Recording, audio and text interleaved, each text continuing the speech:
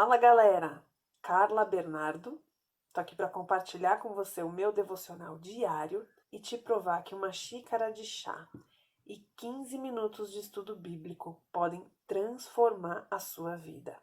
Livro de Lucas, capítulo 8, versículos de 16 a 18. O texto de hoje é curtinho, mas como eu sempre digo, em 2 parágrafos pode ter uma meditação aí para 5 anos. A Bíblia é muito profunda.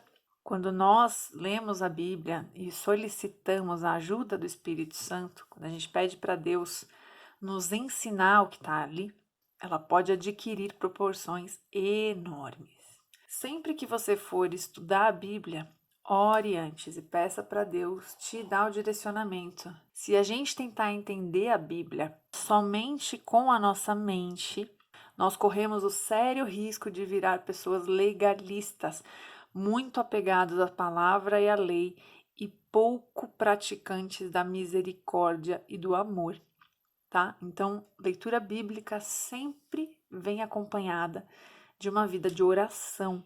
Então, sempre peça para o Espírito te direcionar e te ensinar. Vamos lá? A candeia. Jesus falando: ninguém acende uma candeia.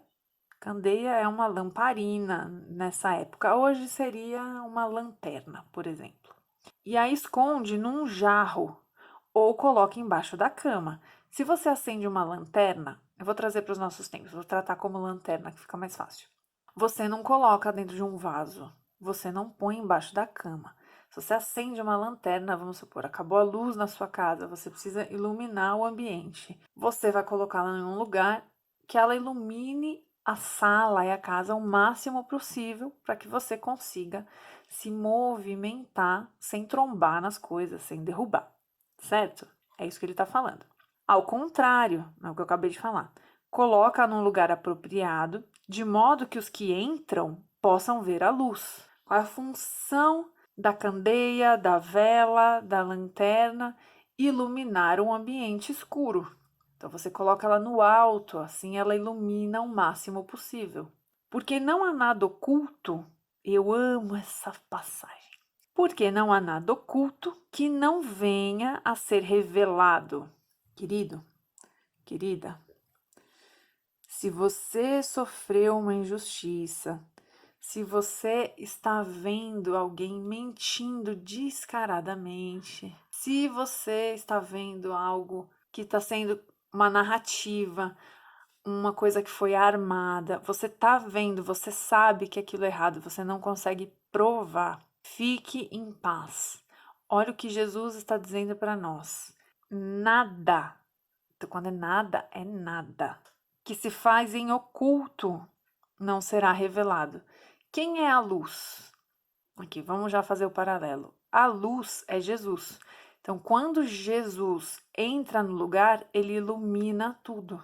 Ele ilumina o ambiente. E aí tudo é revelado. Os nossos pecados, as coisas que foram feitas. Jesus é a luz que traz a verdade. E aí ele continua aqui, ó. E nada escondido que não venha a ser conhecido e trazido à luz. Ou seja, Jesus é a luz, certo? Jesus é a lâmpada. Onde entrou Jesus, nada fica oculto. Olha que ilustração linda, maravilhosa. É isso aqui, ó. Quando eu leio essa palavra, é nisso aqui que eu penso. Um quarto todo escuro, mas onde Jesus entra, ele lança luz. E aí você pode enxergar melhor e viver melhor. Então, você colocou Jesus na sua vida, você colocou Jesus nas suas relações, você colocou Jesus dentro da sua casa, dentro da sua empresa, dentro da sua faculdade. Fique em paz, Ele vai trazer à luz toda a verdade. Deus não se mistura com trevas.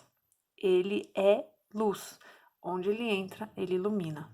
Vamos lá, versículo 18. Portanto, considerem atentamente como vocês estão ouvindo. A quem tiver, mais lhe será dado. De quem não tiver, até o que pensa que tem, lhe será tirado. E aí aqui, logo depois de explicar isso, de dizer que a luz, quando entra, ilumina tudo. Então, depois de ensinar isso aqui, que a luz, que a gente sabe que a luz é Jesus, quando entra, revela tudo que foi feito no oculto. Por que que Deus revela? Primeiro, porque ele não se mistura. E depois, que a própria Bíblia diz que não tem outro jeito de ser perdoado se não for confessando. Então, eu sempre uso o exemplo de uma ferida infeccionada. Quando a gente vive em pecado, é como se a gente tivesse essa ferida infeccionada. Quando ela infecciona, ela tá o quê? Cheia de pus. O que que a gente precisa fazer? A gente toma remédio, faz compressa para que esse pus saia, para que ele seja expelido. Somente a partir daí é possível a cicatrização e a cura. Eu sempre tenho essa visão. Quando nós estamos em pecado, é isso, a gente tem uma ferida infeccionada. Quando a luz entra, ela mostra onde estão essas infecções. E aí ela precisa colocar esse pus para fora. Nesse momento parece que está tudo pior, né? Nesse momento é dolorido, é feio, a gente tem vergonha, as pessoas têm nojo, é isso mesmo. Quando passa o período de pôr para fora tudo aquilo que está podre, que está infeccionado, que está sujo, entra a cura. Assim é na nossa vida.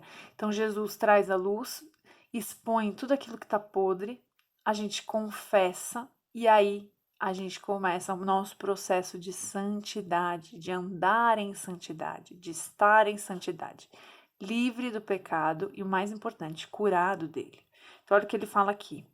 Portanto, considerem atentamente como vocês estão ouvindo. Presta atenção no que eu estou falando, é isso que ele está dizendo.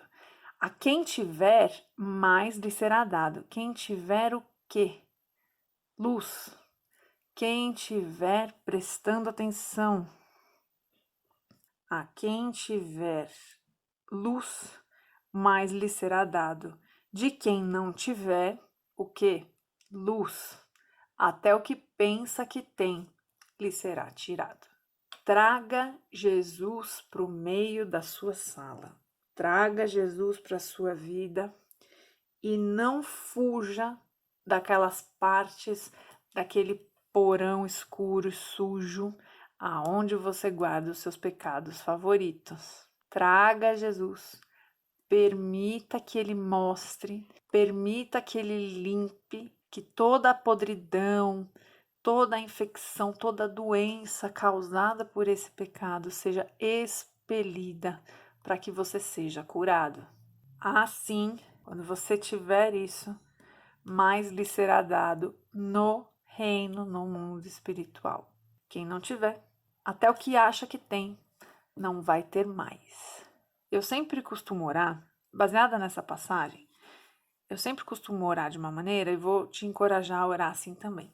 Quando eu vou orar, às vezes eu peço para que Deus coloque luz dentro do meu coração, para que os porões aonde tem alguma coisa que eu não sei, porque às vezes a gente está pecando no modo automático. Tem pecado que a gente sabe que a gente precisa se libertar, mas a gente gosta dele. E tem coisas que a gente faz sem perceber.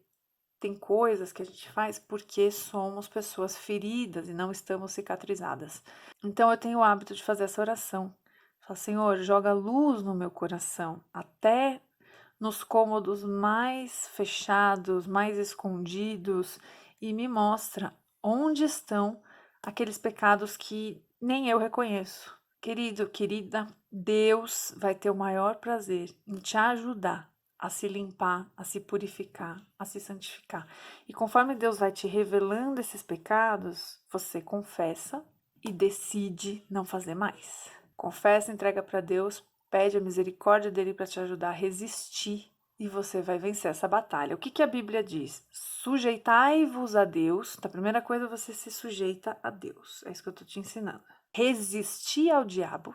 Então, quando você está debaixo de Deus, você consegue resistir ao diabo e ele fugirá de vós. Com esse processo aqui, você consegue se sujeitar a Deus, se libertar do seu pecado e deixar a sala do seu coração iluminada em todos os cantos. Eu posso te garantir que não existe nada que traga mais alegria para o nosso coração do que poder andar do que poder viver uma vida em transparência e em verdade, sem nenhum tipo de rabo preso, de pecado escondido.